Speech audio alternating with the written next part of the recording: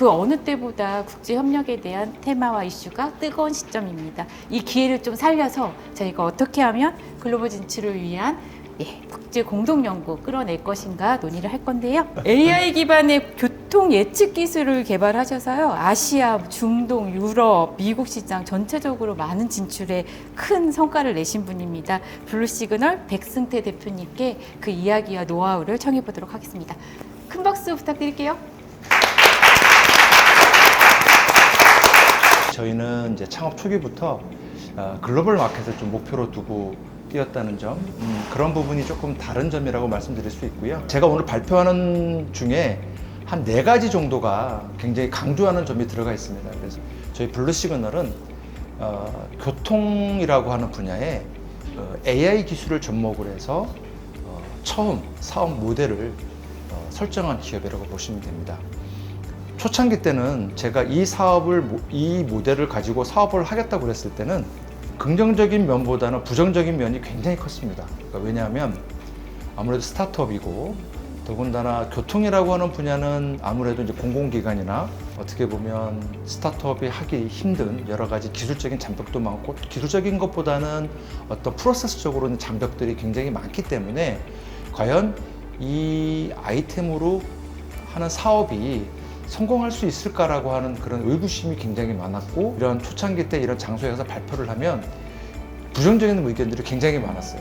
심지어는 절대 안 됩니다 라는 이야기까지도 들으면서까지 제가 이 사업을 굉장히 꾸준히 해온 이유는 딱 하나였어요. 뭔가 세상을 좀 바꾸는 기술을 좀 개발을 해보고 싶다. 왜 그랬는지 모르겠지만 굉장히 하고 싶었어요. 저희 블루시그널 이제 창업 8년 차가 되거든요.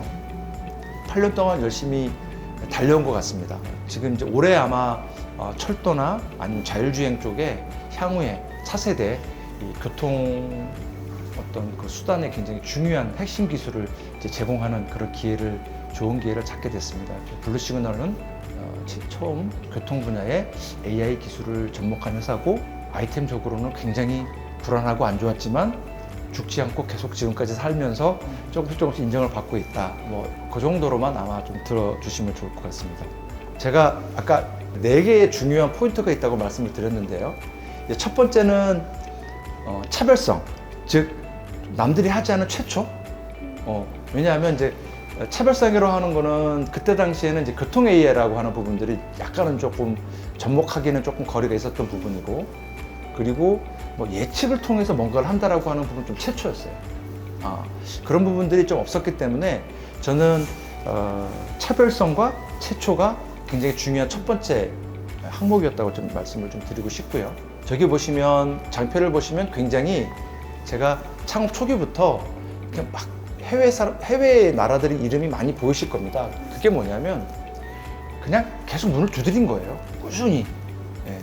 그러니까 차별성과 그다음에 그 최초라고 하는 그런 아이템을 하나를 무기로 해서 그냥 계속 두들겼습니다. 장표를 보시면 2015년도에 제가 이제 블루시그널을 2015년도에 창업을 했습니다. 6월 달에 창업을 했고요. 창업한 그 해에 제가 어디를 갔냐면 구글을 찾아갔어요. 실리콘밸리. 거기에 X팀이라고 하는 팀이 있는데, 이제 우리나라로 따지면 이제 삼성전자 중앙연구소급 정도 되는 급이죠. 제가 거기 가서 내가 교통 예측을 하는 기업인데 나랑 같이 일할 생각이 있느냐라고 이야기를 했었어요. 이거 우리 기술 쓰면 되게 좋을 것 같아. 같이 개발해 볼래? 이런 어떤 제안을 했던 거죠. 어떻게 보면 굉장히 무모할 만큼 그렇게 생각이 들었을 수도 있는데, 저는 그냥 계속 꾸준히 두들겼습니다. 그게 뭐냐면 좋은 인바이트를 제가 받았는데, 그때 당시 그 인공지능 학회인가? 그래서 전 세계 이렇게 돌아다니는데, 그때 마침 우리나라에서 그 학회를 하는데 교통 AI라고 하는 거가 이제 좀 이야기가 들리니까 저한테 이제 영국 쪽에서 이제 요청이 왔어요. 너무 좋아서 이제 영국 매체랑 이제 인터뷰를 했는데, 그 인터뷰 결과가 아무래도 유럽에 좀 퍼진 것 같아요. 제가 아까 말씀드렸죠. 첫 번째가 차별성과 최초라고 하는 부분들. 그 최초라고 하는 부분들에서 아우디가 걸린 것 같아요. 그러니까 아우디에서 연락이 왔어요. 예측을 한다고 그러는데 그게 뭐야? 라는 식의 이제 질문이 오기 시작을 했죠. 그래서 우리 예측은 교통에 대한 예측인데, 앞으로 네가 운전할 때 네 앞에 어떤 일이 벌어질지를 예측하는 거야. 그래서 이게 굉장히 좋은 기술일 수 있어라고 했더니 몇 번 이제 메일을 주고받으면서 온 다음에 아우디의 그 전략 기획 글로벌 전략 이사님들이 한 5분이 저희 회사를 찾아오신다는 거예요. 그때가 이제 2017년도 저희가 이제 막 이제 15년도 창업을 해서 이제 뭔가 조금 보여줄 수 있는 거가 만들어졌을 때 그때 이제 2017년도에 이제 아우디에서 5분이 저희 사무실을 방문을 하셨어요. 그래서 우리 기술에 대해서 의논하고 그다음에 어떻게 할 건지 계약적인 부분들도 좀 이야기를 하고 그렇게 했습니다. 또 하나는 이제 저기 장표를 보시면 뭐 인피니티도 보이고 뭐 중국도 보이고 그러시죠.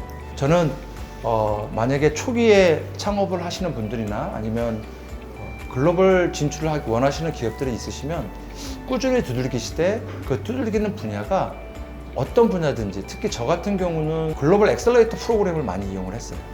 국내에도 많은 엑셀러레이터 프로그램이 있지만 저는 이제 해외의 글로벌 엑셀러레이터 프로그램에 지원을 했고 그래서 인피니티 랩 같은 경우는 이제 한국 기업이 최초로 저희가 이 프로그램이 굉장히 오래된 프로그램인데 한국 기업이 참석하기는 처음이라고 그러더라고요. 그래서 7개 기업에 이제 저희 기업이 선정이 돼서 엑셀러레이터 프로그램도 했고요. 그리고 베이징에서 국제 지능형 자동차 기술 대전도 있다고 그러더라고요. 그래서 그것도 참석을 했어요.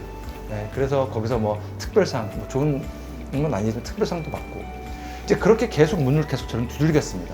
두들기다 보니까 이제 2018년도 되니까 이제 SK텔레콤에서 연락이 오기도 하고 그다음에 이제 계속 제가 두들긴다는 의미가 이제 저는 엑셀러레이터 프로그램을 말씀드렸지만 이런 그 경연대회도 나갔고요. 또 많이 나간 곳이 전시회입니다.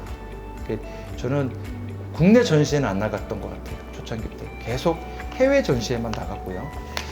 전시회 나가는 것도 좀 알려진 전시회. 저 같은 경우는 이제 2018년도에 테크크런치라고 하는 미국 샌프란시스코에 열리는 전시회에 참석을 했었는데 그때 지금의 중동 파트너를 만났어요. 저희 제품에 관심이 있어서 이렇게 보인 그 파트너가 마침 그 교통 AI 쪽에 굉장히 관심이 많았고 회사가 여러 군데 있다 보니까 이제 미국 쪽 지사 쪽 사람들 저랑 컨택을 했고 본사는 이제 아부다비, 두바이 쪽에 중동 쪽에 있던 기업이었는데 저는 이제 지금 현재로서 그 기업을 놓칠 이유가 없잖아요. 그래서 계속 그 기업과 커뮤니케이션 하면서 공동 연구를 계속 하자고 계속 제안을 했고 그래서 이제 중동에 있는 그 현지 기업이 저희와 같이 공동 개발을 시작한 거죠. 인공지능 기술을 활용해서 신호등을 제어한다든지 아니면 인공지능 기술이 포함이 된 교통 운영 체계를 만든다든지 특히 두바이 같은 경우는 공항이나 택시나 이런 여러 가지 그 교통 수단들이 많거든요. 혼잡 예측이라든지 그다음에 뭐 우회 경로 예측이라든가 이런 여러 가지 기술들을 함께 그 중동 현지 기업들하고 이제 진행을 하게 됩니다. 그래서 코로나 발생되기 이전에는 저희가 실제로 그 기업과 협력을 해서 이 글로벌 입찰 수주에도 저희가 같이 함께 참석을 해서 실제로 수주했어요.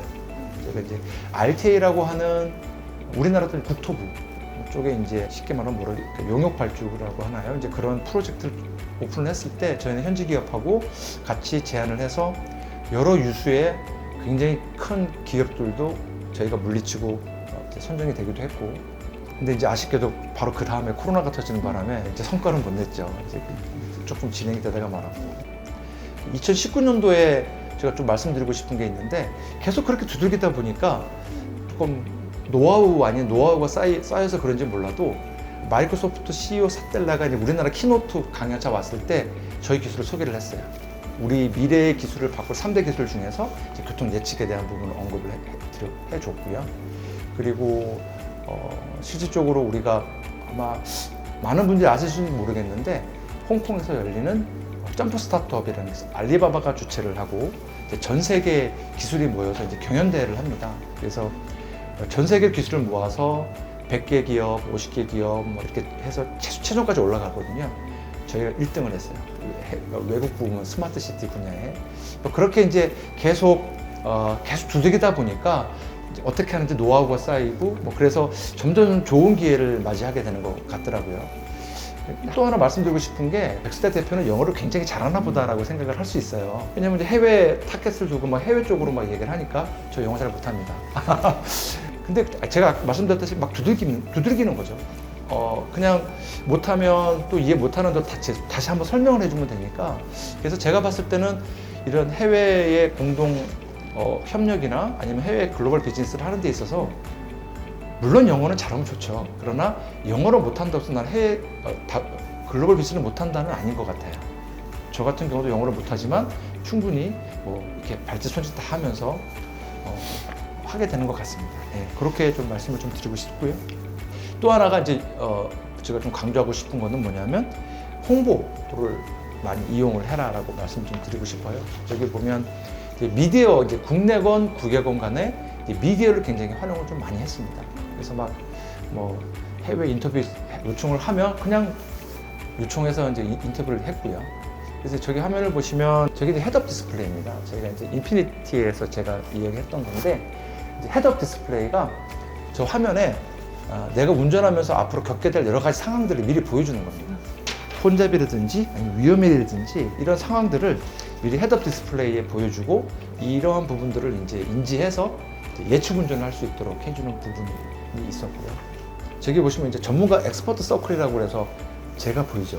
저게 이제 유럽 연합체였는데 제가 거기 인바이트가 되었고 저 전문가라고 하더라고요. 사실 그렇게 전문가는 아닌데 저런 거를 가지고 제가 이제 홍보에 또 많이 활용을 좀 많이 했습니다. CEO 사텔라가 이제 그 세계 이제 미래를 바꿀 3대 기술을 이제 저희 회사를 소개한 부분이고요. 해외 언론 홍보라든가 이런 부분을 통해서 이제 우리 회사를 알리는데 되게 많이 좀 노력을 했고요. 이제 첫 번째가 차별성과 최초가 있었고요. 두 번째 하는 게 두들겨라였고요. 세 번째가 친해져라. 누구랑? 해외 기업 사람들하고. 우리랑 이야기되고 있는 기업이라든지 아니면 현지 같이 공동으로 하려고 하는 기업들의 사람들하고 무조건 친해졌어요.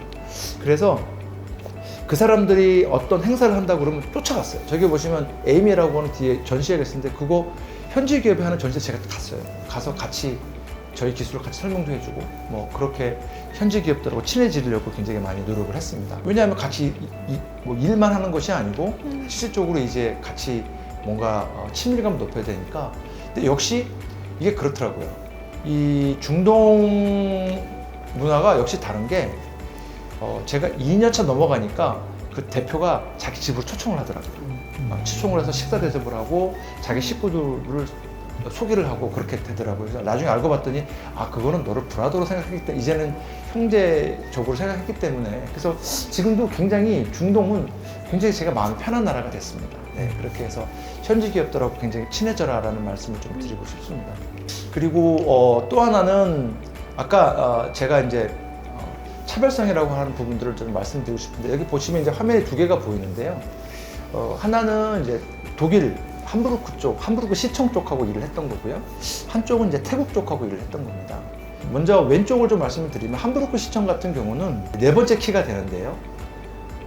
정부기관의 도움을 받았어요.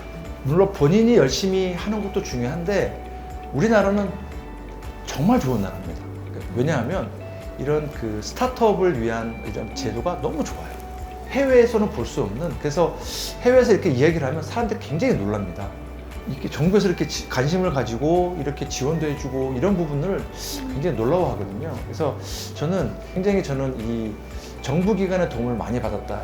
저 두 개는 전부 다 정부기관의 도움을 받아서 한 겁니다. 연구개발 특구에 대한 지원도 많이 받았고요. 이제 함부르크 시청 같은 경우는 실질적으로 이제 그 프로그램이 있었어요. 연구개발 특구재단의 이제 글로벌 지원 사업이라고 그래가지고 저희가 이제 그 사업에 어플라이를 해서 했는데 그때 이제 현지에 있는 기업에 여기 보시면 파란 와이셔츠를 입고 있는 사람이 이제 그 독일 현지 기업인데요. 에이전시 기업의 이제 이사입니다. 저는 저 친구를 굉장히 공략을 했어요. 왜냐하면 일반적으로 프로그램이 흘러가기 쉬운데 저는 이제 얘기를 했죠. 야, 우리 아이템이 쉬운 아이템은 아니야. 그리고 딱히 너가 뭔가를 이렇게 두리뭉실하게 설명을 해주면 절대 현지 기업하고 연결을 못 해줘. 그때 당시는 이제 제가 나름대로 이제 시장 조사를 좀 해본 결과 교통 예측이라든가 이런 부분들이 또 많이 이제 사람들이 하는 기업도 많아졌지 않겠습니까? 이제 그런 기업들을 보니까 제가 막 찾아보니까 4시간 정도밖에 예측을 못 하더라고요. 최고로 잘하는 기업이. 전 6시까지 예측을 하거든요. 그래서 그 친구한테 그랬어요. 야, 우리는 6시간까지 예측을 할 수 있어. 그걸 좀 어필을 해봐. 시청에다가. 그랬더니 알겠다고. 그래서 미팅을 할 때마다 저는 그걸 굉장히 강조를 많이 했어요. 그랬더니 함부르크 시청에 연락이 딱 오더라고요. 너희는 6시간까지 할 수 있다며 우리가 저기 그 함부르크 시청에는 어떻게 보시면 생각을 하시면 되냐면 탐탐, 구글, 히어 뭐 우리나라에 굉장히 유수한 교통 분야에 굉장히 유명한 글로벌 기업들 다 들어가 있는데요. 그럼 제가 저걸 어떻게 공략하겠느냐? 저는 딱 하나 가지고 얘기했거든요. 6시간 예측. 그랬더니 연락이 와서 한번 해보자고 그러더라고요. 그래서 그런 케이스가 됐고, 저 옆에 태국 같은 경우는 조금 케이스가 조금 다릅니다. 저거 같은 경우는 마찬가지로 이제 저는 이제 카이스트 쪽에서 지원을 받아 도움을 받았는데 이제 저분들이 잠깐 한국에 방문을 한다는 거예요. 저희랑 커뮤니케이션 했던 그 가능성 있는 분들이. 그래서 저는 이제 연락을 했죠. 그래서 저분들을 좀 잡아달라. 내가 가서 만나보겠다라고 해서 그분들 잠깐 다른 업무로 한국에 왔는데 제가 저분들을 만났어요. 만나서 저 설명을 막 했어요. 저 때는 저희가 인공지능 카메라가 하나 있습니다. 그 카메라가 이제 일반 카메라는 아니고 이제 한 몇 초 뒤에 일어날 위험 상황을 미리 예측을 해서 이제 경고를 해주는 카메라거든요. 이미 이제 저희는 세종시에 그걸 했던 경험이 있었고, 그래서 그걸 가지고 왜냐하면 저 업체가 카메라 업체거든요.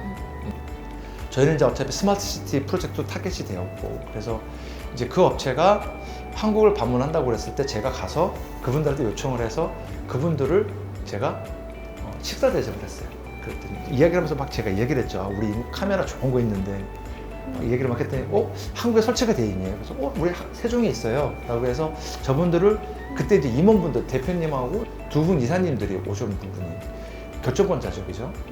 좋으면 바로 그 자리에서 할 수 있는 분들이잖아요. 제가 그분들을 모시고 이제 세종을 갔죠. 그래서 세종을 가서 이제 우리 카메라 보여드리고, 그럴 때 굉장히 신기해 하시더라고요. 뭐 밥을 사드려서 연락을 하시는지 모르겠지만 이제 그 연락이 오셔가지고 저희가 이제 카메라가 돌고 있고요. 저 케이스는 제가 이제 제 어떤 노력보다는 어떤 정부 기관의 도움을 받았다. 그래서 결론을 말씀드리면 4개 다 말씀드렸어요. 그래서 저는 이제 4개에 대한 큰 생각을 가지고 항상 지금도 다 이제 해외 비즈니스를 좀 하고 있는 상황입니다. 그래서 첫 번째가 차별성과 최초, 두 번째는 무조건 두들기는 거, 세 번째는 어떤 현지 기업과 협업할 수 있는 기회가 있으면 무조건 친해져라라는 거. 네 번째는 정부 기관의 도움을 잘 활용하십시오라고 하는 부분들입니다. 그래서 여기 계신 우리 패널 분들이 제가 봤을 때는 다 그쪽과 관련되신 분들이라, 그래서 이런 기관에 대한 부분들을 잘 도움을 받으시면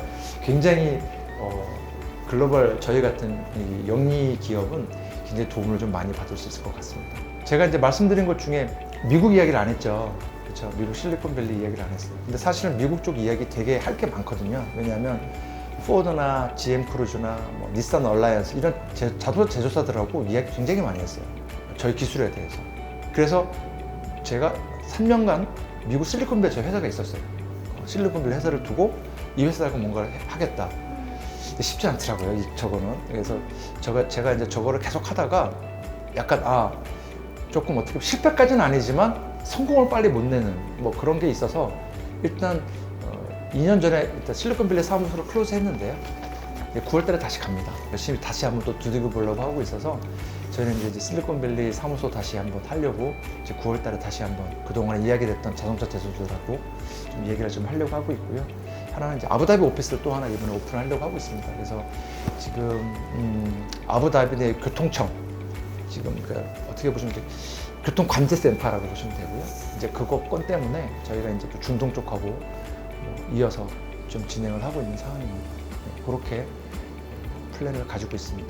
뭐 좀 어떻게 보면 별거 아닌 경험일 수도 있는데 이런 작은 제 경험을 좀 공유를 했고요. 다들 이 경험 좀 도움이 좀 됐으면 좋겠고 해외 비즈니스나 해외 공동 연구에 다들 성공하셨으면 좋겠습니다. 오늘 얘기 여러 진출에 대한 이야기를 가지고, 그러면 우리가 글로벌 사업화 진출을 위해서 공동 연구부터 사업화까지 외출 시연과 이후에 학상까지 어떤 이야기를 해야 하는지 이 얘기를 구체적으로 나눠보도록 하겠습니다. 이 전문가들 모셨는데요. 한국과학기술지주 최치호 대표님이 이야기를 많이 나누실 수 있을 것 같고요. 한국연구재단 국제협력팀 김종덕 박사님과 함께하겠습니다. 그리고 스태피 과학기술 외교안보연구단의 이명하 박사님 자리해 주셨습니다. 한국과학기술지주의 대표로 4월 달에 취임을 했습니다. 이전에는 한국과학기술연구원이라고 해서 정부 출연 연구소이고 한국의 최초의 연구소이기도 하죠. 거기서 기술사업 단장과 또 요새는 이제 기술 사업화라든지 혁신 체계 부분들이 점선면으로 확장하는데 결국은 그런 클러스터 중심으로 혁신 생태계가 만들어지는 부분들, 그다음에 글로벌 경쟁력이 있는 클러스터를 몇 개 가지고 있느냐가 국가 경쟁력이 되는 그런 시기가 돼 있거든요. 그래서 저는 홍릉 강소 특구, 서울 홍릉 강소 특구 쪽이 이제 바이오 디테일스 케어 쪽인데 그쪽의 단장으로서 그 지역을 좀 더 글로벌 경쟁력 있는 월드 클래스 클러스터를 만드는 쪽에 기여를 하고 이쪽으로 넘어왔습니다. 한국과학기술지주는 우리 정부 출연연구소가 공동으로 출자한 출연연의 우수한 기술을 사업화하는 사업화 전문 지주사라고 이렇게 보시면 될 것 같고요.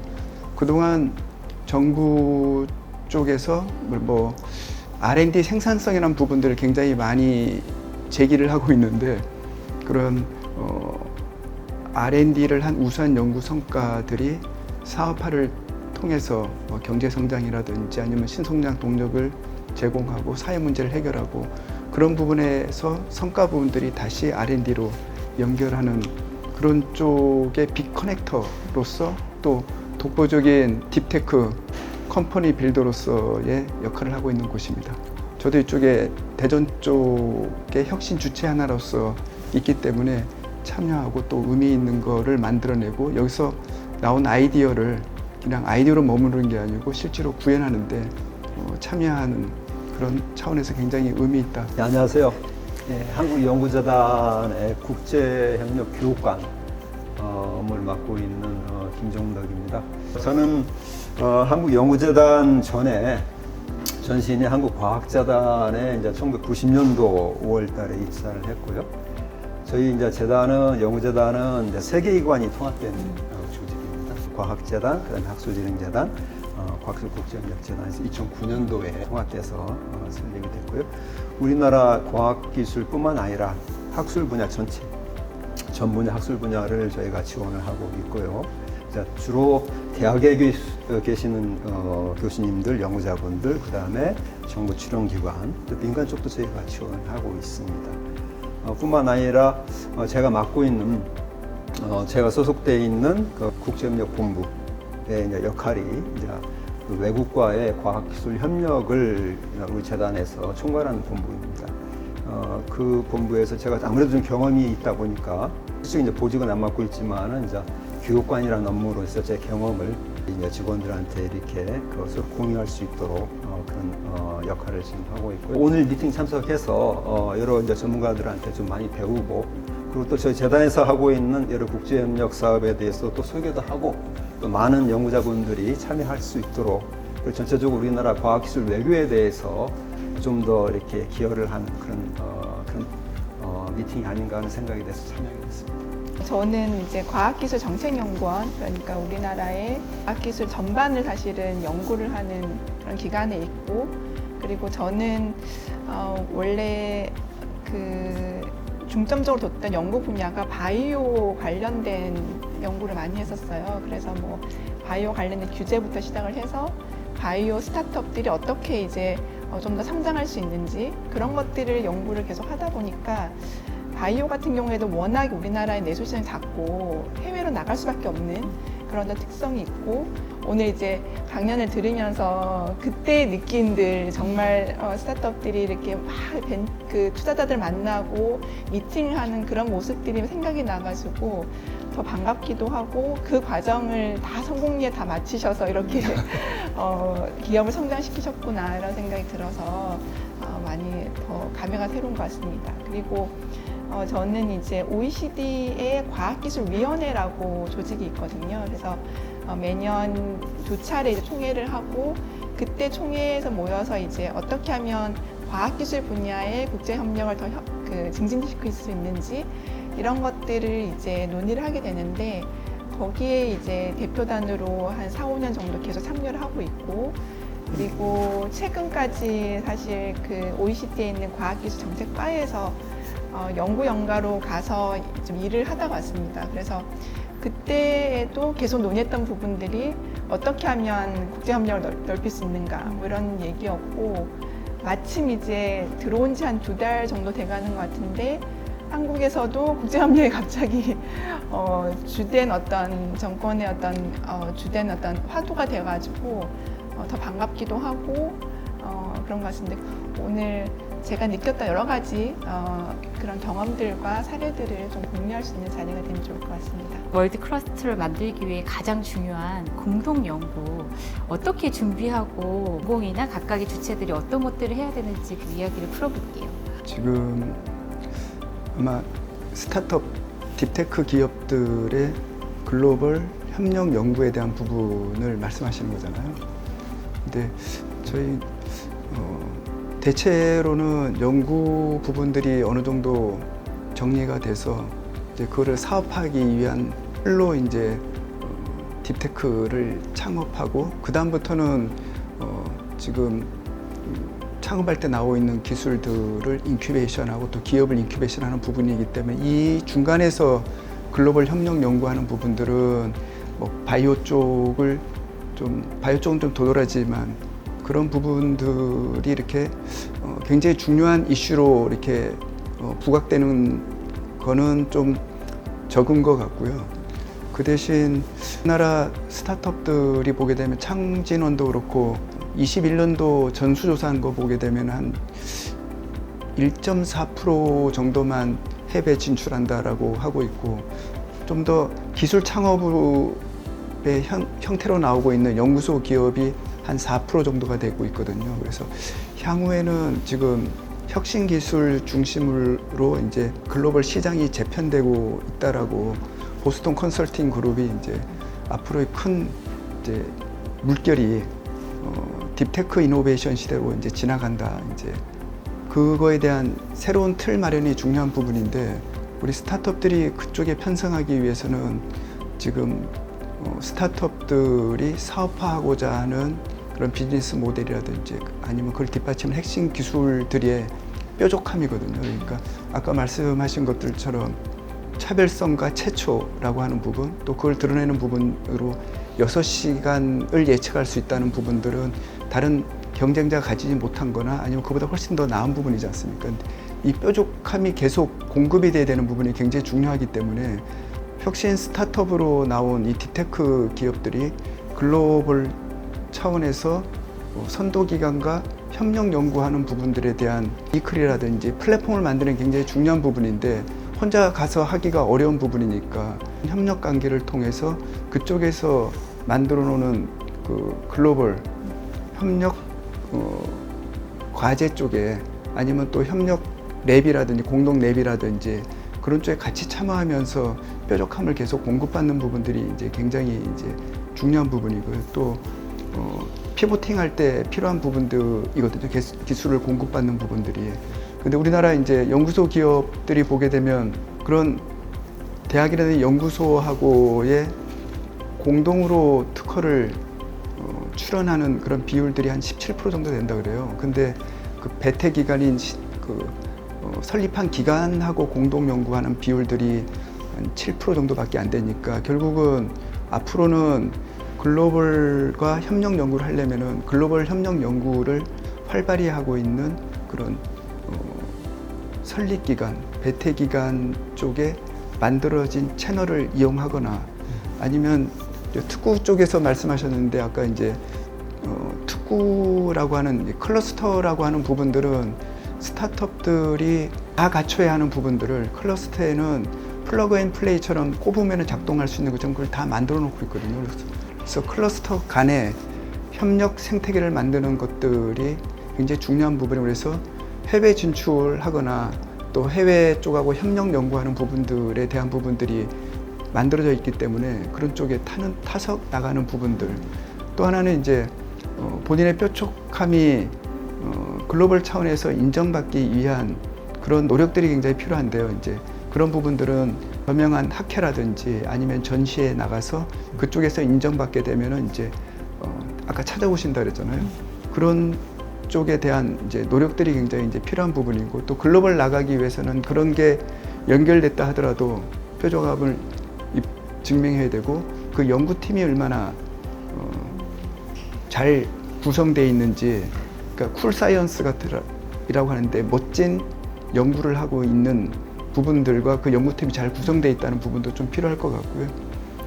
이게 요새는 이제 R&D에서 R&I로 혁신 체계가 이제 바뀌어가고 있거든요. 그래서 R&D로 끝나는 게 아니고 그 D가 R이 I 혁신까지 연결되는 그런 구조를 갖추는 게 굉장히 중요한 부분인데, 그래서 글로벌 협력 연구를 하는 이 혁신 스타트업, 딥테크 스타트업들은 그런 글로벌 협력 연구에서 그치는 게 아니고 그쪽이 만들어 놓은 그런 창업 생태계라든지 아니면 사업화 생태계 쪽에 연구를 넘어서 혁신까지 연결되는 부분들을 활용하는 그런 구조로 글로벌 기업들이 협력하는 프로그램들이 많이 만들어져 있거든요. 뭐 전에 프랑스 가서 파리를 갔었는데 거기에 있는 연구소, 내연구소들하고 글로벌 톱티어 차원의 헬스케어 기업들, 뭐 그런 기업들하고 배치 프로그램이라든지 글로벌 진출 프로그램, 또 POC 후에 구매를 연결하는 프로그램들이 주기적으로 돼 있기 때문에 그런 쪽에 타서 나가는 부분들이 필요하지 않을까 이런 생각을 했습니다. 인력은 좀 어떻게 키워야 되나요? 사실은 캠퍼스의 글로벌화가 굉장히 중요하거든요. 그러니까 대학이라든지 연구소가 얼마나 글로벌화 돼 있느냐 하게 되면은 글로벌 안에 들어와 있는 해외 우수 인재들, 인력들이 적어도 10%에서 20% 정도는 연구라든지 활동을 하고 그들이 이제 국내 그 기관 안에 있는 연구자들하고 협력하고 그들이 가지고 있는 네트워크를 통해서 또 우리도 같이 나가거나 또 이런 부분들이 좀 필요할 것 같고요. 그러려면 그 사람들이 많이 들어오려면은 결국은 정주 여건이라든지 또 안정적 연구비 지원, 또 그다음에 그 행정적으로 지원해주는 행정의 글로벌화도 굉장히 필요하거든요. 그래서 그 안에서 글로벌 마인드를 가진 그런 인력들이 양성하는 게 굉장히 중요할 것 같고요. 또 하나는 해외 기관하고의 협력하는 그런 연구비라든지 아니면은 그런 해외 협력하는 점이라든지 이런 거를 지원해주는 그런 사업들이 굉장히 많아야 되는데 우리나라는 대표적인 기술 흡수형 국가거든요. 그래서 해외 쪽하고 더 활발한 협력이 필요한 부분인데 제가 알기로는 우리나라 전체 연구비 중에서 국제협력 연구비가 채 1%가 안 된다라고 하고 있고요. 그래서 뭐 어떤 데이터를 보게 되면 뭐 1.6%이기도 하고 뭐 그렇게 돼 있는데 경쟁국 보게 되면은 해외 협력 연구비가 전체 연구비에서 뭐 3%, 4%는 다 가고 있거든요. 그래서 앞으로 그 규모를 절대적으로 좀 확대해주고 그러한 국제 협력 연구 부분들은 단기간에 이루어지는 부분은 아니지 않습니까? 단계를 거쳐서 가는 부분이기 때문에 그러니까 일본 보게 되면 문부과학성에서 대학 몇 개를 지정해서 많은 재원을 투입하면서 장기적으로 그 기관이 국제 연구 리더십을 가져갈 수 있도록 장기간 지원해주는 그런 사업들이 있거든요. 대학 전체를 지원해주는, 대학 하나를 전부 다. 그런 사업들을 통해서 인력 양성이 되는 부분인데 절대적인 규모도 늘려야 되는 부분들이 있고 거기에 맞는 좀 거버넌스 구조가 굉장히 중요하거든요. 아마 제가 알기로는 과학기술기본계획의 국제협력에 대한 부분은 정부 차원에서 종합 시책을 마련해야 되는 걸로 알고 있는데 다른 나라들은 다 국가 단위에서 국제협력을 촉진하는 그런 국가 단위의 계획들이 있는데 우리나라는 아직까지 그게 수립되어 있지 않다라고 제가 알고 있고요. 그리고 거기에 부처별로 이제 쪼개져서 수립되어 있는 부분도 문제이지 않을까, 거버넌스 구조에서는. 그리고 아무래도 국가 차원의 정책을 결정하는 그런 부분들이 미국 쪽도 미국 과학위원회 쪽에서 R&D 정책이라든지 외교에 있어서 국제 협력을 우선순위화하라고 이렇게 아예 정부 차원에서의 그런 큰 그림이 있거든요. 근데 우리나라에서는 체를 통관할 수 있는 그런 특별위원회가 뭐 국가과학기술자문위원회라든지 이런 쪽에 있어서 그 정책을 조율할 수 있는 부분들이 좀 필요하지 않을까. 그리고 마지막으로는 국제연구 사업에 대한 그런 성과 부분들이 좀 미흡한 부분이 있다는 부분, 그 부분은 결국은 이제 인력 양성하고도 굉장히 연결돼 있고, 또 하나는 성과 부분에 대한 관리, 이 부분이 굉장히 좀 중요한 부분인데, 그런 부분들이 체계적으로 좀 지원해 줄 수 있는, 그래서 장기 관점과 기반 구축하는 부분에도 좀 굉장히 많은 좀 관심과 지원이 필요하다, 이렇게 생각이 됩니다. 정주 여건에 대한 이야기 이런 것도 필요하고 인력 양성에 대한 기본적인 많은 거버넌스나 정책 얘기까지도 같이 다뤄주셨습니다. 결국에는 사람 간의 교류를 시작으로 글로벌이 확산이 돼야 되는 거니까 관련된 공동 연구의 트렌드 이슈, 인력 양성 같이 한번 이야기를 청해보도록 하겠습니다.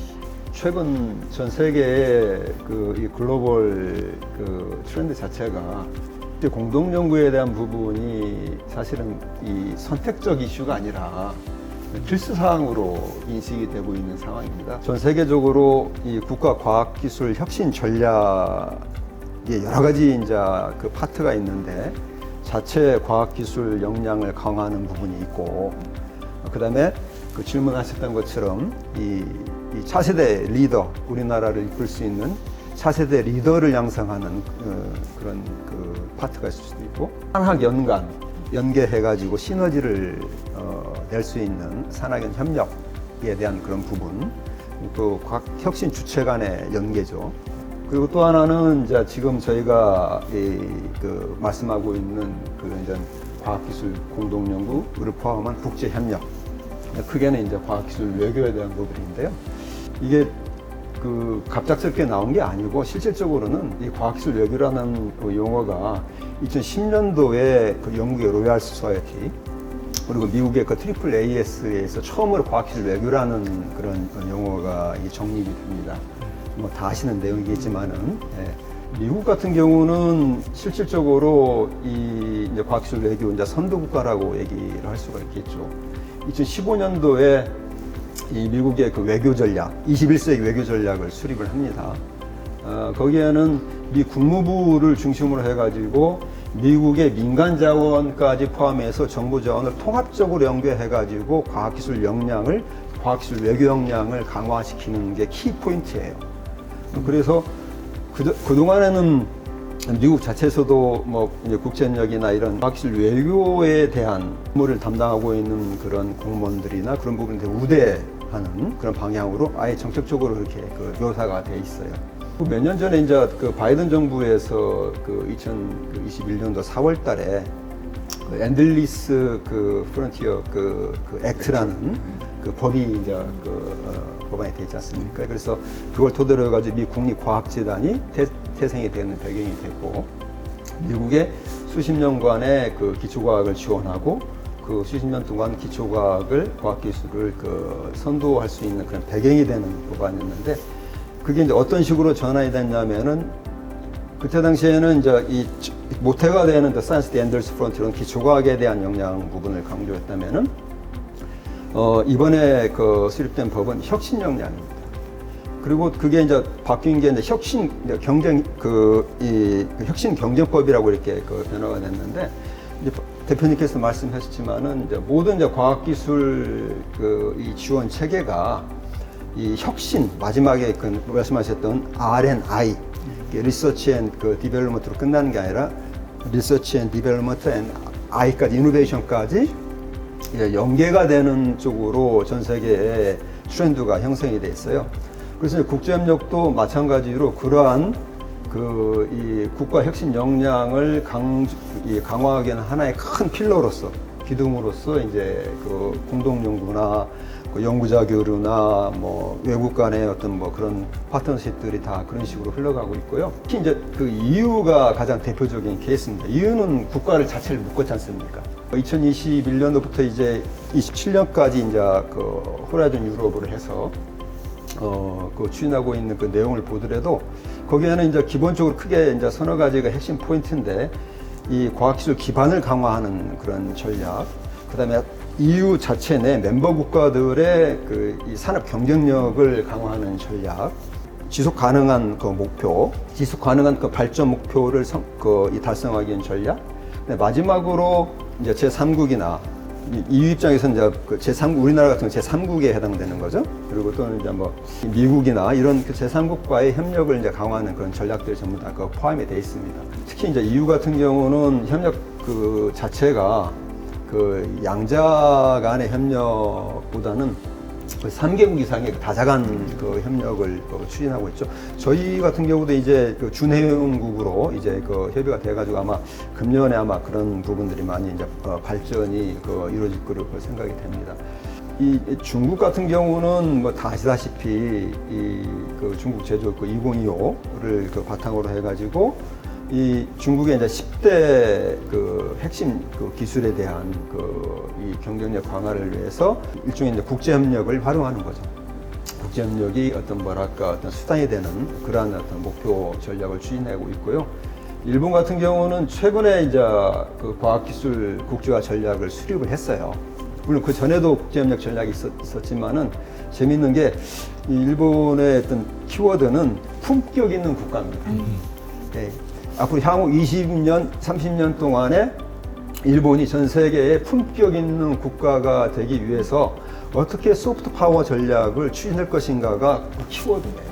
그래서 이를 위해서 이 의무교육 단계부터 이 국제 무대에서 이 과학기술 외교를 담당하는 인력들을 키워 나가자라는 게 그 핵심 또 이제 그 사업에 이제 그런 것들이 들어가 있어요. 저희 나라 같은 경우도 이제 말씀하셨지만은 사실은 그 전에는 과학기술 국제화 추진 전략이라고 있었습니다. 그 5개년 전략을. 제가 제2기 과학기술 국제화 추진 전략을 2006년도에 수립할 때 제가 연구 책임자였어요. 그래서 이제 이 과학기술 공동위원회에서 각 그 국가 간의 협력 이슈를 상정을 해서 거기서 그 서로 협력 필요성에 있는 분야에 대해서는 협력을 하고 예산 투입할 부분에서는 협의해서 차기 연도에 공동연구 콜을 내서 양국의 연구자들이 공동연구를 추진하고 또는 뭐 워크숍을 한다거나 또는 뭐 세미나를 한다거나 연구자 교류를 한다거나 그런 다양한 협력 사업을 할 수 있는 일종의 이제 그 양 국가 간의 과학기술 협력의 컨트롤 타워 역할을 하는 그런 그 공동위원회를 많이 하고 있고요.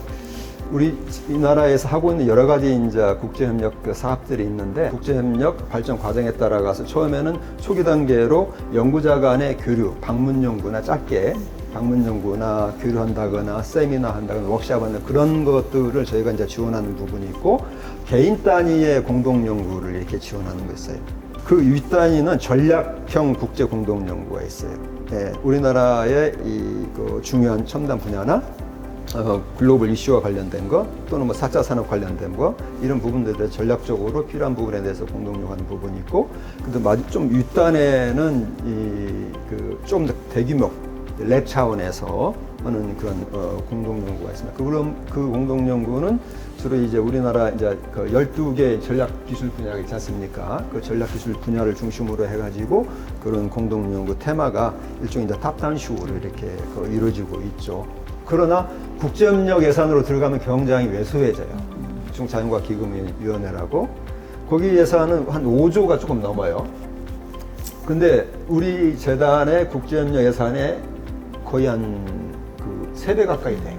대외적으로 이렇게 국제 행사나 그 행사를 하면은 국제 협력이 굉장히 중요하다고 말씀을 하세요. 근데 실질적으로 그 의사결정하거나 예산 집행을 하거나 그럴 때 보면은 국제 협력이 제일 그 사이드예요. 근데 저희가 우리가 네. 이제 절대 규모도 부족하지만 구성비를 보면 해외에서 유입되는 그 연구비 그렇죠. 외국에서 외국에서 우리나라에 이제 이제 직접 투자한다거나 우리가 외국으로 직접 투자한다거나 국가 간에 이제 뭐 이렇게 공동 연구 해가지고 이 연구장을 공동 연구해서 공동 논문이 나온다거나 아니면은 혁신 기업 간의 협력 국제 협력 해가지고 같이 펀딩을 된다거나 하는 그런 비율이 우리나라가 제일 적어요. 제일 적더라고요. 보니까. 제일 적어가지고 EU에서도 유럽연합이 이제 제가 유럽연합 EU 본부도 제가 가가지고 EU 같이 공동연구도 하고 그랬었는데 저희 이제 EU 브뤼셀에 저희 재단에 사무소가 있어요. 대표 사무소가 있는데 거기에 그 위층에 우리 대표 사무소 그 위층에 제가 그 몇 년 전에 갔었을 때 우리 그 소장이 그러더라고요. 자기는 여기 위에 못 올라간다. 왜 못 올라간다? 막는다는 거예요. 왜? 우리 같이 협력기관에도 같이 만나고 그러는데 거기에서 이후에 과학기술 중요한 정책을 결정하는 회의를 한답니다. 네.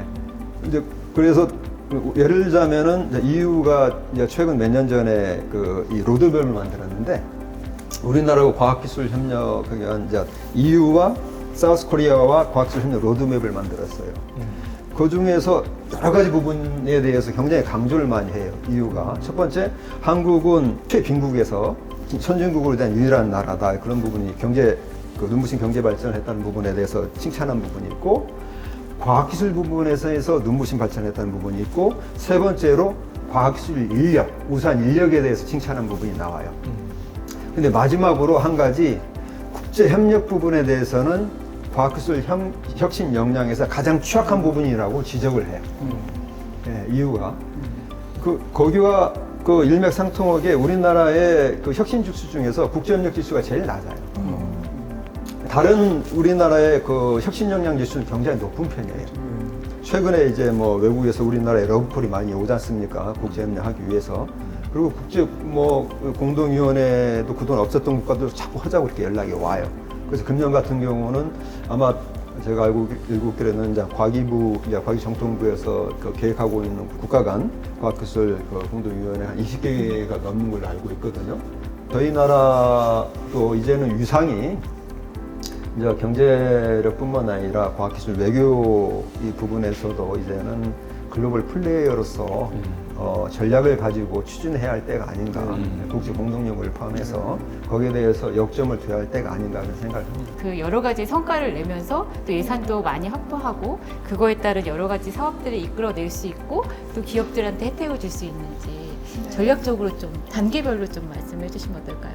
그러니까 그 공동연구 진짜 이제 기업들이 해외 진출하는 그 영역 말고 이제 진짜 연구를 하는 대학이나 출연연에서 연구를 하는 사람들이 해외에 있는 연구자들과 잘 협업할 수 있는 그런 체계는 미리 말씀하셨던 것처럼 아직까지 그런 어떤 물론 프로그램도 있고 정책도 있었지만 그것들을 확 인센티브를 주면서 지원했던 그런 적은 별로 없었던 것 같아요. 그래서 이제 거기에 우선순위가 가지 않았다는 거, 정책적 우선순위가 가지 않았고 그러면서 이제 출연연도 그렇고 대학도 그렇고 개인 네트워크를 통해서 이제 원래 본인들이 공부했던 곳에 있는 연구자들 아니면 학회에서 만난 연구자들과 협력하는 그 수준이 거의 대부분이지 않았을까라는 생각이 들고요. 근데 이제 이게 좀 더 규모화되고 좀 더 전략적으로 이제 접근하는 부분들이 이제 새로운 어떤 정책의 창이 열렸다고 보는 게 아까 말씀하셨던 이제 호라이즌 유럽 같은 이제 그런 플랫폼에 우리가 이제 준회원국으로 가입을 하게 되면 좀 더 체계적으로 그런 공동 연구를 할 수 있는 그런 어떤 기회가 되지 않을까라는 생각이 들고 그러면 이제 국면도 굉장히 많이 변화될 거예요. 그러니까 지금까지 양자 중심으로 이제 협력을 해왔던 방식에서 진짜 다자 중심의 어떤 협력 방안이라든지 이런 것들도 새롭게 마련될 것 같다는 생각이 좀 들고요.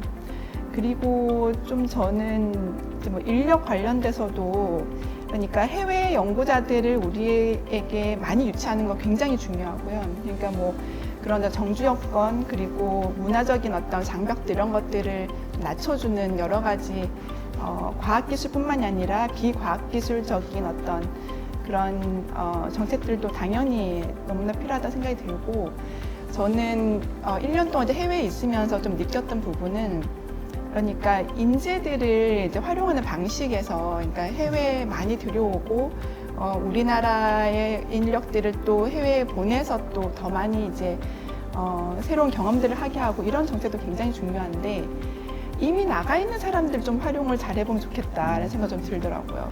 예를 들어서 바이오 쪽에 얘긴 하지만 예전에 이제 그 미국의 FDA에서 일하시는 우리 이제 한국인 이제 고위 공무원이 오셔서 이제 강연하셨는데 그때 그 말씀 하시더라고요. 그러니까 중국 사람들도 굉장히 중국인들도 FDA에서 파견이든 여러 가지 형태로 일을 많이 하고 있는데 그 안에서의 네트워크가 굉장히 끈끈하다는 거죠. 그러니까 중국인들끼리 밀어주고 정보 빨리 따와주고 이런 것들이 굉장히 활발한데 한국인 같은 경우에는 그런 부분이 굉장히 약하다는 거예요. 그래서 본인은 굉장히 많이 도와주고 싶지만 그런 어떤 부분에서 이제 게임이 잘 안 되는 거죠. 그러니까 중국과 비교를 했을 때. 그리고 제가 이제 1년 동안 있었던 파리 같은 경우에도 물론 이제 양자간 과기공동위원회도 말씀하셨고 1년에 한 번씩 이제 EKC라고 해서 유럽 과학자들과 협력하는 그런 이제 행사가 있는데 그런 행사에 가봤을 때 제가 받은 느낌은 우리나라 과학자들이 굉장히 많이 포진돼 있어요. 뭐 미국도 마찬가지고 유럽도 마찬가지인데 그 과학자들은 한국에서 일어나고 있는 여러 가지 상황들을 잘 모르고 한국에서도 굉장히 기회가 많다는 걸 잘 모르더라고요. 그러니까 정보가 너무 약한 거죠. 그러니까 그런 어떤 과학자들이 어떻게 보면은 우리의 어떤 그런 작은 허브가 돼서 그 국가의 다른 우수한 과학자들과 연결시키고 공동 연구를 할 수 있는 그런 어떤 교두보 역할을 할 수 있을 것 같은데 그렇게 이제 지원해주는 사업도 있고 하긴 하지만 여전히 우리가 그 해외에 있는 인재들을 잘 활용하지는 못하고 있지 않을까. 그들의 어떤 수요에 비해서 그들은 이제 굉장히 많이 한국과 더 많이 협력하고 한국의 과학기술이 발전되길 원하지만 그런 부분에 있어서 여전히 우리가 지원해주는 부분들은 좀 약하지 않을까라는 생각이 좀 들었어요. 그래서 그런 부분에서 우리가 좀 더 좀 주의해야 되는 부분이 있고 그리고 이제 마지막으로 좀 말씀드리고 싶은 부분은 그러니까 그나마 이제 과학기술 뭐 국제협력 이런 부분에 그래도 역량을 갖춘 곳들이 이제 출연연이라고 생각이 들거든요. 그러니까 과기 출연연이 그래도 이제 규모도 있고 그렇다고 생각을 하는데 이제 국제협력 부분을 좀 이제 여러 가지 그쪽을 담당하시는 분들 얘기를 들어보면 정말 몇 개 출연연만 그래도 전담 조직이 있고 전담 인력들이 갖춰져 있다는 거예요. 그러니까 앞서서 이제 행정 인력들 얘기하셨었는데 공동 연구를 하기 위해서 필요한 여러 가지 계약 조건이라든지 주의해야 되는 사항들에 대해서 그 지원하는 인력들도 굉장히 많은 어떤 지식도 있어야 되고 경험도 있어야 되거든요. 근데 그런 부분에서 아직까지도 좀 부족한 부분이 있지 않을까 이런 생각이 좀 들었습니다.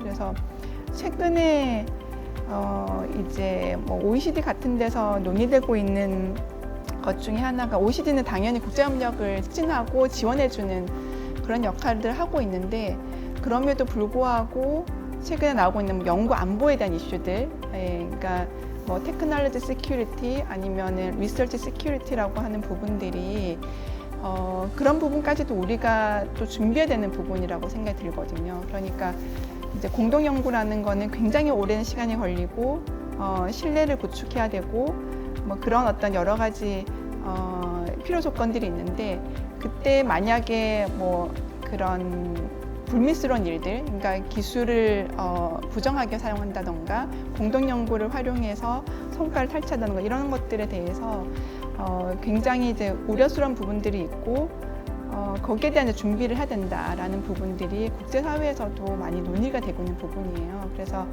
뭐 예전에 있었던 뭐 2020년에 있었던 그 하버드 대학교 교수님이 이제 천인계획이랑 연루됐다는 것 때문에 이제 뭐 그 유죄 판결을 받고 교수직도 내놓고 뭐 이런 사건도 있었잖아요. 그래서 이제 협력을 하는 그런 과정에서 우리가 주의해야 되는 게 무엇인지, 그러니까 위험 요소들이 무엇인지 이런 부분들도 이제 정부에서도 준비를 해야 되고 연구자들도 좀 알아야겠다라는 생각이 들고요.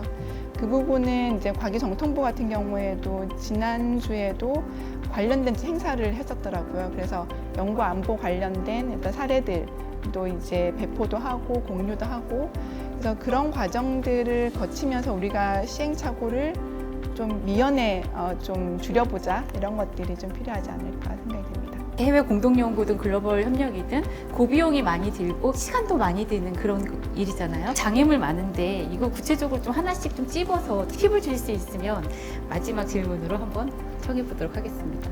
초기에 협력할 때 협력에 대한 대상과 협력에 대한 역할 분담, 성과에 대한 부분이 어떤 것이 나오고 성과는 어떻게 나눌 것인가에 대한 그런 부분에 대한 협의를 초기 단계에서부터 하고 또 그 가운데 혁신 매개자라고 해서 중립적인 사람이 들어가서 그거를 조율해 주는 그런 부분들, 그리고 한 번에 끝나는 게 아니고 이런 부분이 관계가 지속성을 가지고 같이 하자는 그런 부분들, 그리고 과제를 공동으로 해결한다는 그런 부분들에 대한 인식.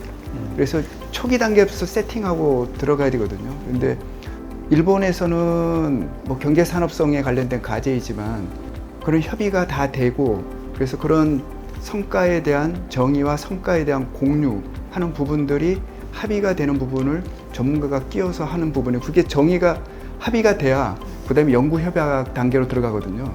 근데 우리나라는 그런 거 없이 그냥 협약하고 난 다음에 계약서에 있는 부분인데 그게 제대로 작동하기도 어렵고 가다 보면 이해가 이렇게 갈리니까 그 다음부터는 회복하기가 어려운 부분이거든요. 그래서 그런 부분에 대한 좀 체계가 필요하지 않을까라는 부분들 하고, 정부에서 혁신 세제라고 하는 부분들을 이제 이번 정권에서 제시를 하고 있는데, 이게 우리나라 기업들의 사내 유보금이 사상 최대다. 이제 너무 리스크가 많으니까 어떤 쪽에 연구 개발을 하는 것보다는 당겨놓는 게 더 좋은 부분이란 부분들을 어떻게 하면 혁신적으로 유인하느냐, 이 부분이 이제 정부에서 세금으로 R&D 연구비를 줘서 혁신에 대한 동력을 만드는 것도 중요하지만 세제를 통해서 혁신을 유인하는 것들이 해외 선주의 경우 그렇게 가거든요. 우리는 돈을 줘서 그렇게 만들지만 해외 쪽은 세제를 가지고 이렇게 만드는 부분인데, 자체 연구 개발하는 것보다는 협력 연구하는 쪽에 더 많은 세제를 주고, 연구보다는 남이 해놓은 기술을 들여오는 기술 이전 세제 쪽에 더 많은 혜택을, 그래서 부동어가 이렇게 돼야 되는데 우리나라는 지금 거꾸로 이렇게 되고 있거든요. 근데 경쟁국은 그렇지 않거든요.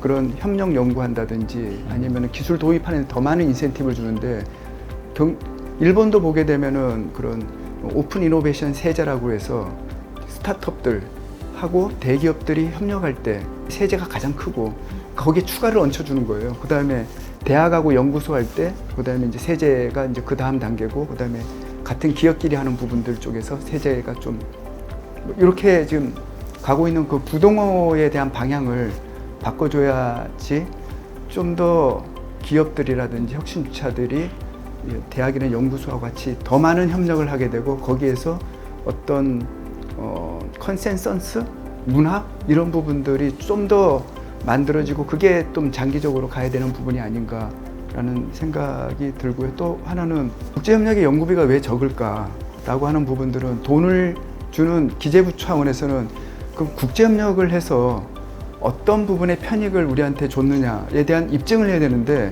그런 부분들이 약한 부분이죠. 그러니까 그때 2014년 5년도에도 기재부라든지 국회 단계에서 국제협력에 대한 성과 부분이 굉장히 미약하다. 기술 이전된 건도, 국제협력을 통해서 나온 성과를 가지고 기술 이전이 돼서 기술료로 발생한 건도 너무 미미하다. 그때는 숫자가 너무 적어서 한 건인가 그랬었고, 국제 공동 연구를 통해서 논문에 대한 부분인데 특허 확보하는 비율들이 너무 부족하다. 그래서 해외 특허 확보하는 비율이 너무 적다는 부분이고, 그때 NSC 네이처 사이언스 셀에 국제협력을 통해서 특허 등록한 거 봤더니 논문에 나온 것 중에 33.3% 부분들은 해외 협력국에서 기관에서 단독으로 특허를 내고 있다. 우리는 특허를 안 내고 있는데, 이런 전체적인 부분을 통해서 지식에 대한 스톡은 늘어나는데 그게 과연 직접적으로 우리 국가 국민이 어떤 혜택을 주냐에 대한 부분을 설명할 의무가 있잖아요. 스테이크홀더들한테. 그런 부분의 활동들이 좀 미약하지 않았나. 이제 이런 부분들에 대한 부분이 좀 전면적으로 드러나고, 이런 부분들에 대한 그 논의가 또 활발하게 되면 그렇게 말씀하시는 그런 어려움들이 좀 더 극복되지 않을까 이런 생각을 합니다. 국제협력을 통해 가지고 그 성과나 아웃풋이 이게 단기적으로 이렇게 나오는 게 아니잖아요. 사실 국제협력 그 자체가 사실은 성과예요. 예, 국제협력을 하고 있다는 그 자체가 어떻게 보면은 외국과의 우수한 연구 그 랩과 같이 협력을 하는 것이 왜 그게 자체 성과냐면은 그 우수한 연구진들과 협력하면서 우리가 학생들 거기서 교육시키지 않습니까? 네, 그쪽에서 이 훈련도 받고 연구 교류하면서 서로 정보 교류하고 그래서 좋은 아웃풋가 나중에 나와요. 물론 국제협력을 통해 가지고 얼마 안 있어 가지고 단기적으로 성과가 나올 수가 있어요. 그런 경우는 어떤 경우냐면은 그 두 팀 간에 사전에 그 과제가 시작하기 전부터 이미 협력이 축적돼 있었던 거예요. 예, 그쪽 랩과 우리나라 랩 간에 그런 협력이 어느 정도 축적돼 있었기 때문에 그런 협력 그 바탕하에서 과제 신청을 해가지고 과제가 선정돼가지고 1, 2년 안에 성과가 나올 수가 있어요. 근데 그렇지 않고서는 바로 만나가지고 이렇게 해가지고 만나가지고 중동 오고 그 협력을 해가지고 바로 내년도에 성과가 나오고 이제 뭐 특허가 나오고 사실 그거는 굉장히 좀 어려운 부분이에요. 그리고 국제협력은요 성과는 이게 간접적이에요. 그 파급 효과가. 예. 근데 간접적이지만은 그 임팩트가 굉장히 커요. 저희가 이제 그 여러 가지 지원하는 사업 중에 예전에 이제 글로벌 리서치 랩도 있고 지금 이제 해외 우수 연구기관 그 허브 구축 사업도 이제 있고 해가지고 조금 중대규모 공동 연구를 지원하고 있는데 예전에 이 화학연구원에 저희가 이제 지원했던 과제가 있어요. 네. 그 과제가 어떤 과제냐면은 그 파트너가 그 스위스의 크라첼 그 교수라고 태양전지의 대가예요. 태양전지 대가인데 이제 그분하고 이제 같이 공동 연구를 해가지고 우리 이 연구팀이 이 페로브스카이트 그 태양전지 열 효율을 그 세계적으로 높이는 그 결과가 나왔지 않습니까? 그 원천 기술을 저희가 확보했지 않습니까? 사실 이제 그런 거거든요. 그게 이제 이 연구를 통해 가지고 어떤 단기적으로 아웃풋가 안 나오더라도 뭔가 하나가 크게 나오면 그게 원천 기술이 될 수 있는 거예요. 지금 최근에 그 화학연구원에서 계속 태양전지 관련돼 가지고 열효율 높은 것들 언론 보도 나오지 않습니까? 그게 저희 그 정부에서 과기정통부 과제로 지원된 그 사업에 의해서 나온 것들이에요. 그런 과제들이 상당히 많아요. 예를 들자면 우선 그 연구 논문의 표지로 이렇게 나오는 그런 저널, 표지로 나올 정도의 그 논문이 나온다거나 대부분의 그 공동 연구에 의해서 나오는 그 과제에 의해서 나오는 그 저널들이 퀄리티가 높아요. 웹 오브 사이언스에 나오는 있는 그런 저널들을 지난 30년 동안 딱 그 데이터를 그 분석한 결과가 있거든요. 보면은 단독 연구에서 나온 그런 그 연구와 국내 협력, 그다음에 국제 협력에 의해서 나온 그런 어떤 연구 이제 그런 부분에 대해서 이제 그 비교를 했는데 세계적인 취향이 단독 연구는 계속 이제 급하향이고 국내 연구는 상향이고 국제 협력 연구도 그 속도로 좀 상향을 하고 있어요. 그게 이제 유럽 같은 경우는 2010년도에 이미 다 그 초에 그랬고 유럽 같은 경우 2000년도에 미국 같은 경우는 2010년도 초에 저희 나라 같은 경우는 2010년도 하반기에 그런 어떤 국제협력에 대한 그 논문의 어떤 상향 이 빈도수가 굉장히 올라가고 있고 그런 논문을 저희 이제 재단에서 이렇게 분석을 해봤더니 상위 이제 임팩트가 높은 탑 10 저널을 분석을 해봤더니 국제 공동 연구에서 나온 그 논문의 그 비율이 3배가 높아요. 그만큼 이제 국제 공동 연구에 의해서 나온 어떤 그 연구 결과 퀄리티가 이제 학술적으로나 아카데믹거나 이제 여러 가지 측면에서 이제 퀄리티가 높다는 거죠. 당연히 이제 그렇게 예산을 집행하시는 분들 입장에서는 이제 그런 부분들을 이제 봐요. 그런 부분들에 대해서 저희가 사업 관리, 사업 지원을 하고 있는 저희 이제 입장에서는 가장 어려운 부분이에요. 대표님께서 이제 협력을 할 때 어려움에 대해서 이제 말씀을 해주셨는데 사실 이제 그런 어려움은 정말 비일비재하게 나타날 거라 생각이 들거든요. 근데 이제 미리 말씀하셨던 것처럼 협약을 하기 전에 굉장히 사전 논의를 충분히 하는 그런 과정도 굉장히 필요할 거라 생각이 들고 그와 함께 제가 좀 강조를 드리고 싶은 부분은 이제 그 협력을 하는 그 당사자들을 잘 매개하고 그런 것들 중재해 줄 수 있는 그런 인력이라고 해야 될까요? 코디네이팅 할 수 있는 그런 어떤 조직이든 인력이든 좀 필요하지 않을까 생각이 듭니다. 그래서 그런 사례들이 굉장히 많이 있을 거기 때문에 거기에서 헤쳐나갈 수 있는 여러 가지 방법들을 제안해 주는 부분들 이런 것들이 필요할 거라 생각이 들고요. 최근 한 10여 년의 추세들이 보면 그 빅파마라든지 아주 거대한 의료기기 기업들이 이제 캠퍼스를 조성을 하고 거기에 스타트업을 이제 정주를 시켜서 이제 여러 가지 노하우를 공유하고 지원해주는 그런 것들이 있는데 거기에서 제가 이제 조금 인상 깊게 봤던 부분들은 이제 지정된 이제 전담 인력들이 있는 거죠. 거기에 입주하는 이제 스타트업에. 그래서 스타트업이 가지고 있는 여러 가지 어려움들을 이제 어떻게 보면은 1에서부터 100까지의 모든 것들을 어떻게 보면 컨설팅 해주고 지원해주는 그런 인력들이 있더라고요. 그래서 우리나라도 굉장히 그런 엑셀러레이팅이라든지 클러스터라든지 이런 것들이 굉장히 발달을 해 있는 상황이긴 하지만 이제 전담할 수 있는 그런 인력이 있다면 그런 협력에서 나타날 수 있는 여러 가지 시행착오들도 좀 더 쉽게 극복될 수 있지 않을까 이런 생각이 들었고 그게 이제 인력이든 아니면 조직이든 이런 부분들은 여러 가지 상황에 따라 달라질 것 같아요. 그래서 그런 부분들을 좀 더 강화하는 부분들을 강조하고 싶었습니다. 네. 글로벌 비즈니스를 하고자 하는 벤처기업들이나 중소기업들 같은 경우는 그런 정부의 그런 메커니즘들을 잘 활용을 해서 그 비즈니스 컨설팅을 받는 것들이 굉장히 도움이 많이 될 거예요. 혹시 못다 하신 얘기나 글로벌 협력 공동연구에 대한 아젠더에 대한 메시지 아니면 또 오셨던 소감 괜찮습니다. 우리나라 그 과학기술 국제협력, 과학기술 외교하는 데서 가장 큰 문제점이 있어요. 과학기술 그 어떤 그 혁신 역량을 오히려 낭비하는 그런 요소라고 저는 생각을 하는데 이 국제협력을 맡고 있는 인사, 그 직원들에 대한 이 인사 빈도가 너무나 잦아요. 예를 들면은 이 중국 같은 경우는 이 국제협력을 담당하는 직원이요, 우리나라 담당하고 있죠. 그럼 거의 뭐 평생 담당하고 있어요. 아시아면 아시아 몇 개국가, 독일 DFG도 그 선진국 그 연구지원기관도요. 아시아 태평양 국가에서 한국, 일본, 중국 세 나라를 한 직원이 평생을 거의 담당하고 있어요.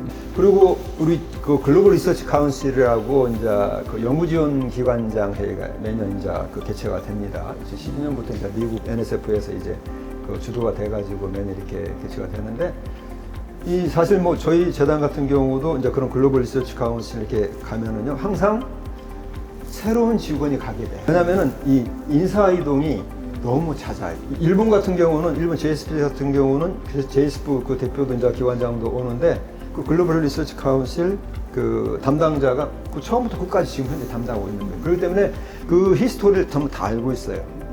무슨 말씀이냐면은 그만큼 그쪽에서도 그렇고 우리에 대한 이제 어떻게 보면 신뢰, 인간적인, 아까 말씀드린 인간적인 신뢰 부분 국제협력이 굉장히 중요하다고 했지 않습니까? 그렇기 때문에 이제 과학기술 외교하고 국제협력을 하고 하는 데 있어서 가장 중요한 게 뭐냐면은 전문가를 양성을 해야 돼요. 과학기술 국제협력, 과학기술 외교 전문가를 양성을 해야 돼요. 일본이 지금 그 이 과학기술 국제협력 전략으로 거기에 딱 못을 박았습니다. 의무교육 때부터 글로벌 무대에서 글로벌 플레이어를 할 수 있는 외교형 인력을 양성하겠다. 거의 그렇게까지는 못 가더라도 적어도 그 업무를 담당하고 있는 그 담당자나 직원 또는 그 간부들에 대해서는 쭉 그 업무에 대해서 그 이 전문가가 될 수 있도록 양성을 하는 것이 굉장히 필요하다. 그런 부분에 대해서 좀 강조를 하고 싶습니다. 마무리 멘트를 부탁드리겠습니다. 어떠셨어요 오늘? 저는 너무 행복한 시간이었고요. 또 이렇게 좋은, 또 우리 굉장히 전문가분들하고 좀 이런 고견도 들을 수 있고 해서 너무 좋은 자리였고, 아까 많은 좋은 말씀 중에 조금 인내를 가지고 조금 더 봤으면 좋겠다라고 하는 말씀 제가 굉장히 와닿았거든요. 그러니까 당장 뭐가 빨리 안 나오는 것 같아도 우리 같은 기업들은 사실은 열심히 하고 있거든요. 그래서 조금만 더 지켜봐 주시면 열심히 좀 할 것 같고요. 특히 우리 블루시그널 성장하기 위해서 열심히 노력할 테니까 좀 많이 좀 지켜봐 주시고 응원해 주십시오. 혁신 체계가 학연산 이어달리기에서 학연산, 산학연, 코크리에이션으로 이제 완전히 틀이 바뀌었거든요. 이번에 내셔널 지오그래픽인가 이렇게 보게 되니까 바다 거북이 알을 낳았을 때 바다까지 생존하는 확률 이런 부분들이 나왔는데 하나 묻었을 때 27%. 근데 각자 역할이 다 있더라고 보니까요. 2개를 묻었을 때 한 84%, 4개를 묻었을 때 다 생존해서 바다로 나갈 수 있다 그러더라고요. 저희가 이제 글로벌로 나가는 부분들을 이제는 한 혁신 주체에 맡길 부분이 아니고 함께하는 코크리에이션 체계로 바뀌어야 된다는 걸로 마무리하겠습니다. 저도 다시 한번 오늘 나왔던 얘기 중에 가장 기억에 남고 강조해야 되는 부분이 긴 호흡으로 가자라는 부분인 것 같아요. 그러니까 단기적인 성과에 연연하지 않고 긴 호흡으로 갔을 때 이제 공동 연구도 정말 제대로 된 성과로 우리한테 올 수 있을 거라는 생각이 들고 그를 위해서는 이제 제도라든지 인력이라든지 모든 것들이 굉장히 장기적인 관점에서 안정적으로 운영될 필요가 있다. 이 부분이 한때 이제 어떤 유행처럼 공동연구가 이제 빛을 받았다가 또 없어지는 그런 어떤 정책 화두가 아니라 우리가 지속적으로 계속 가져가야 되는 그런 어떤 패러다임이라는 거를 더 한번 강조를 하고 싶었습니다.